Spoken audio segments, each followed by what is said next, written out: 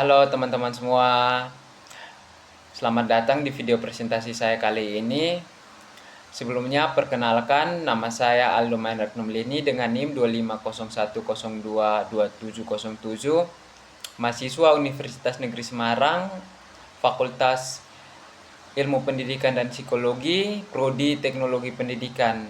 Pada video saya kali ini saya akan mempresentasikan materi tentang analisis definisi teknologi pendidikan, sebuah topik yang sangat menarik karena di era modern saat ini pembelajaran sudah banyak terintegrasi dengan teknologi digital.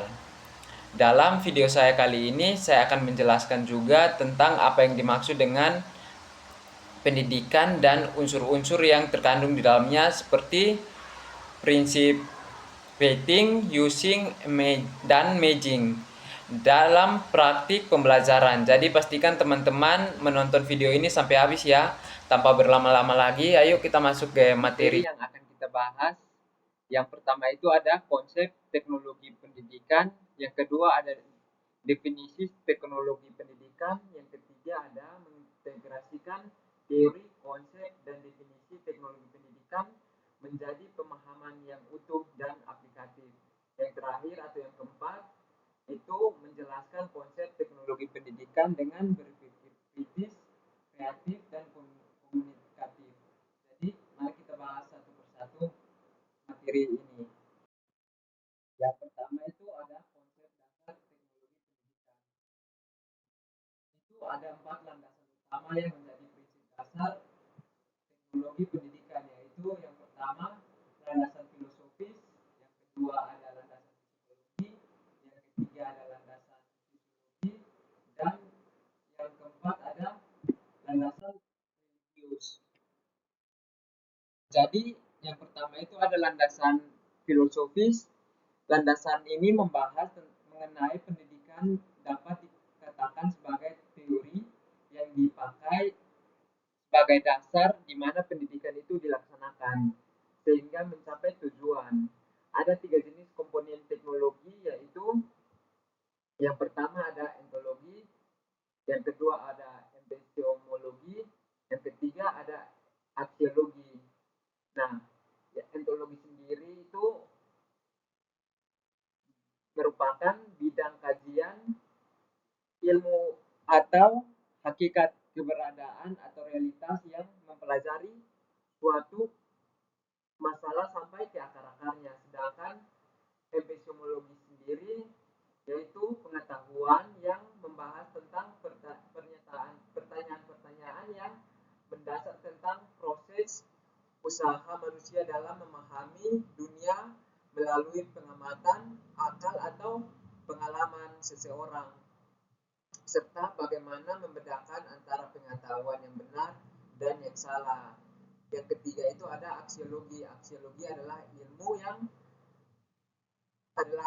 serta pengaruhnya terhadap perilaku manusia dalam kehidupan sehari-hari dan berbagai bidang, terutama bidang etika dan estetika.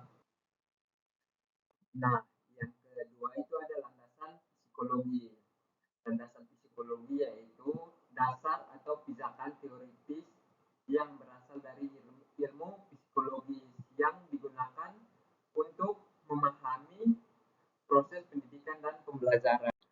Nah, ada 2 ahli yang mengatakan landasan psikologi itu, yaitu ada yang pertama itu menurut Lomstein dalam Yorso 2009 mengatakan bahwa ilmu perilaku merupakan ilmu utama dalam pengembangan teknologi pendidikan, terutama tentang psikologi belajar.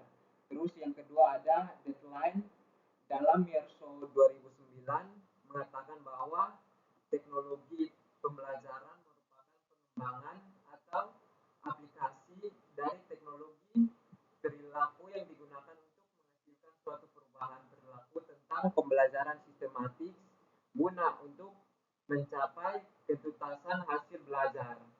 Jadi, teknologi pendidikan mencakup alat, metode, strategis, dan sistem pembelajaran yang digunakan untuk meningkatkan hasil belajar. Nah, yang berikut landasan sosiologi. Landasan ini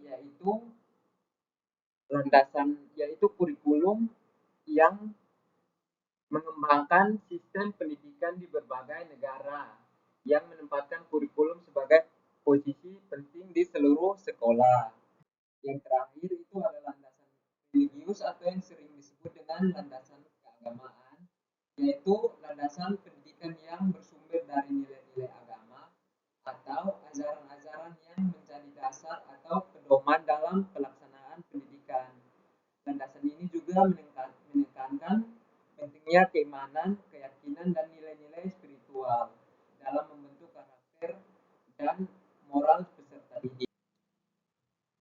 Nah, yang kedua itu kita menganalisis definisi teknologi pendidikan. Nah, apa itu pendidikan dan apa itu teknologi dan pendidikan? Nah, teknologi pendidikan sendiri memiliki arti tersendiri, ya, seperti teknologi yang berasal dari kata Yunani yaitu tekno yang berarti keahlian atau keterampilan dan logos yang berarti ilmu. Secara umum, teknologi adalah penerapan pengetahuan dan keterampilan untuk menciptakan alat, metode, atau sistem yang dapat memudahkan pekerjaan manusia dan meningkatkan efektivitas dalam mencapai tujuan. Sedangkan teknologi berasal dari kata Latin yaitu educar yang berarti mengembangkan atau menumbuhkan. Nah, berikut itu pendidikan. Ya, pendidikan itu adalah proses sadar dan terencana atau untuk membantu manusia mengembangkan potensi yang baik dalam aspek pengetahuan, sikap, maupun keterampilan agar menjadi pribadi yang cerdas, berakhlak, dan bertanggung jawab.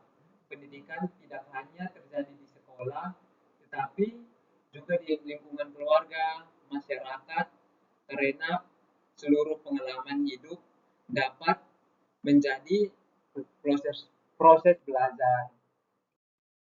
Nah, jika dianalisis lebih dalam, definisi tersebut mengandung beberapa unsur penting.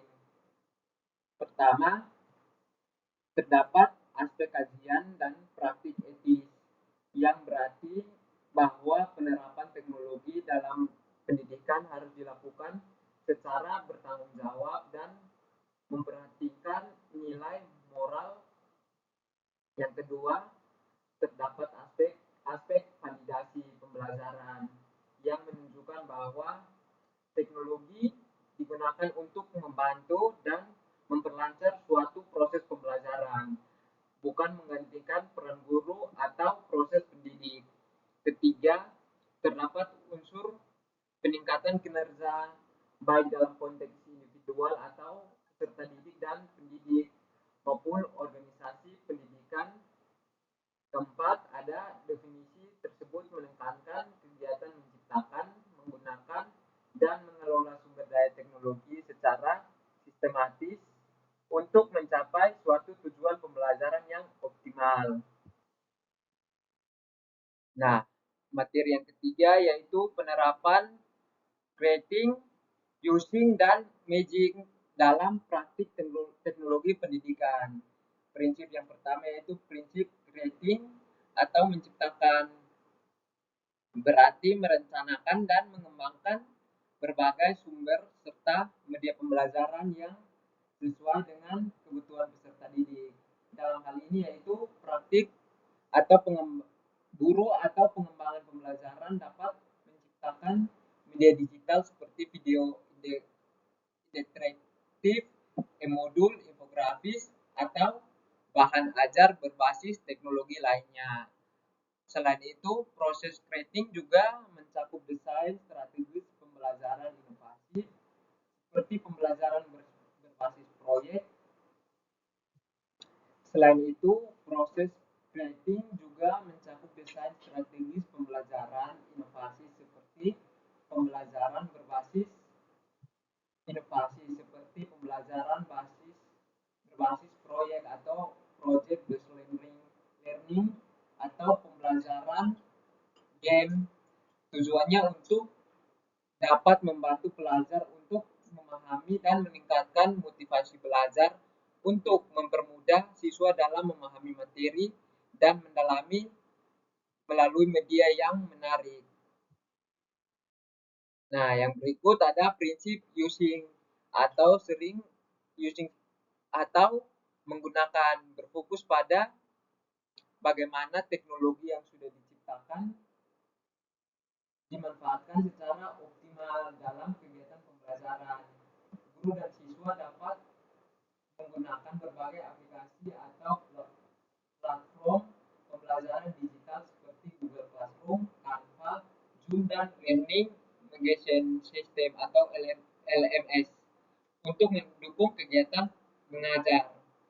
Penggunaan teknologi ini membantu proses pembelajaran menjadi lebih efektif dan fleksibel, memungkinkan peserta didik belajar kapan saja dan di mana saja.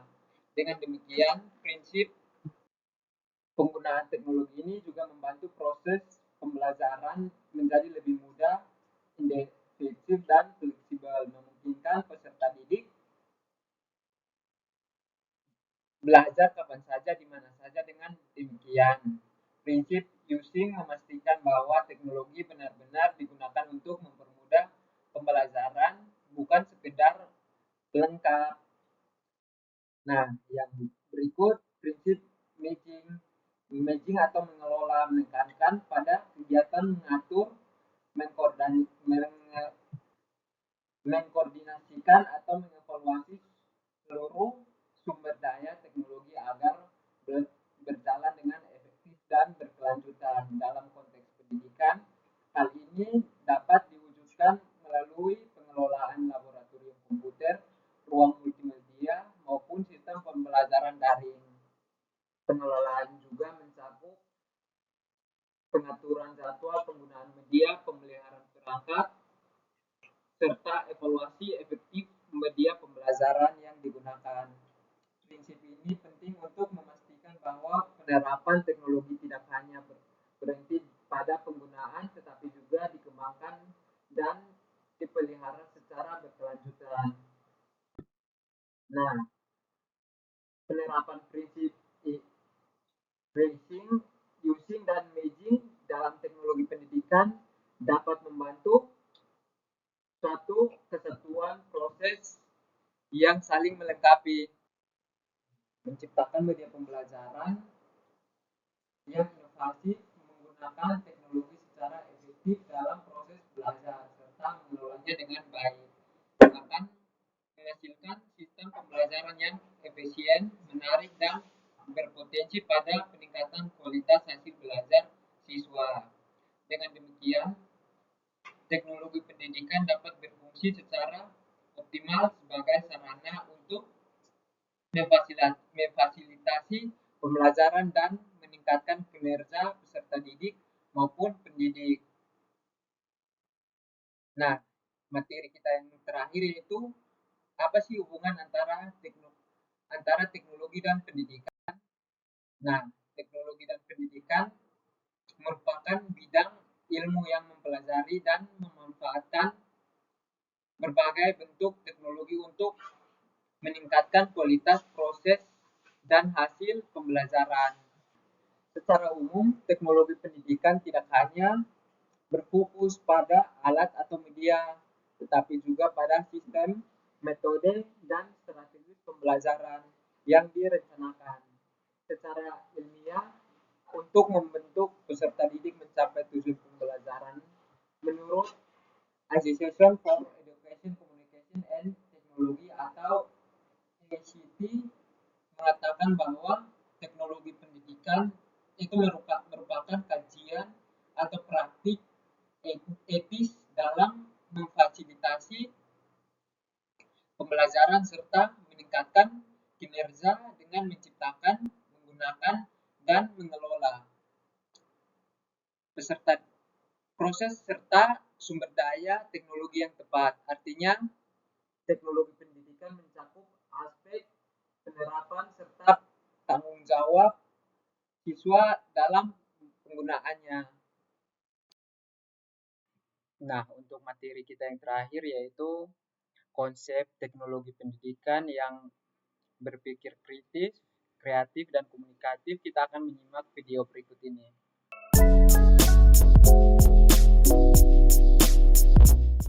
Nah, jadi otak kita itu selalu kerja dan berpikir. Tapi seringkali mereka itu berpikir secara otomatis. Bukan karena kita pengen, bukan karena kita mau, tapi ya emang otomatis aja mikir. Alasannya simpel, kenapa? Karena kalau kita ngebiasain diri buat selalu mikir, ya bakal capek. Makanya ketika kita misalnya naik motor, naik mobil gitu ya, atau mungkin ngelangkah, kita mikir dulu, oke sekarang kanan, terus kiri, apa nggak capek gitu kan? Ya capek jelas. Nah, tapi karena sistem di otak kita yang terbiasa buat berpikir otomatis, gitu ya, berpikir cepat, nggak jarang kita jadinya rentan banget buat ngambil keputusan yang salah. Apalagi kalau sebelumnya kita nggak pernah latihan, gitu ya, buat ngelakuin itu sama sekali. Nah, disinilah berpikir kritis itu muncul, gitu. Ini kita butuh banget. Singkatnya, berpikir kritis adalah kemampuan buat berpikir lebih rasional, yang nantinya kita bisa lebih mateng dalam ngambil keputusan. Karena semua didasari dengan analisis. Sebelum dipilih, dipikir dulu. Ya kalau naik motor, naik mobil, atau kayak lu jalan kaki nggak usah ya. Tapi kan banyak hal yang butuh pemikiran kita dulu. Dan ini bisa dipakai di seluruh aspek kehidupan, mulai dari lo yang lagi sekolah, kuliah, kerja, atau bahkan buat kehidupan sehari-hari. Misalnya gini, lo nemu berita kalau COVID-19 itu udah hilang dari dunia, dan itu banyak banget di-share sama keluarga lo. Kadang beberapa dari kita langsung refleks, percaya, terus kayak ya udah share aja lagi gitu, karena ini mungkin berita yang benar, soalnya banyak yang nge-share. Tapi kalau misalnya orang udah berpikir kritis, lo tuh bakal paham gitu kalau banyaknya orang yang ngebagiin informasinya atau banyaknya orang yang ngomongin, belum tentu berita itu tuh bener. Karena itu cuma jumlah, nggak ngomongin soal fakta.